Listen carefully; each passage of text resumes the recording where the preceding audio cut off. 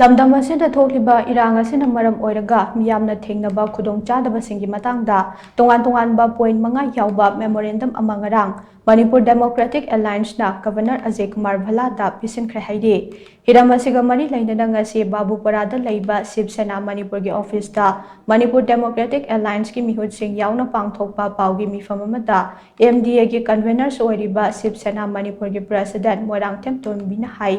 Ngarang Manipur Democratic Alliance ki mihut singna Governor Ajay Kumar Bhalla ga unaduna hauzik Manipur gi oiriba tangdu leitadaba asiki matangda kupna wari sanakhe maru oina maitaina chingi district sing fauduna chatpa yadriba ase patik jaba security thamdana free movement yahanbiyo Indo-Myanmar border fencing athuba matamda khaba loisinbiyo Manipur da NRC athuba matamda chana halo relief camp ta changjafam laudana lairiba IDP listing humpumanga asige laikhai tapa laifam ama lengapna sinbiyu amade Manipur dagi Armed Forces Special Power Act khudakta lauthokbiyo haibana chingba tonganba wafam kaya governor da taksilamki haina mahakna makha takhe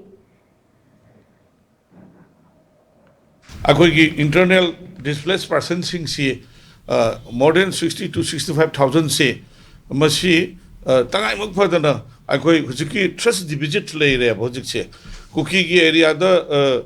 maitai singna changbagi pochi matam sangna akhoi gi thajaba leiroidaba aduga kuki singna maitai gi area da maitai na dominate over area da changbagi adugi thajana double leibaduna marmar kanda state lane kaya ba hangna leiribisi sesita akhoi central madi state government na maram chaba khara akhoi magi tangdu laita naba magi revenue su kar naba madwai du the rehabilitation si tawina naba ma aduga hujik armed forces special power act se maruina akhoi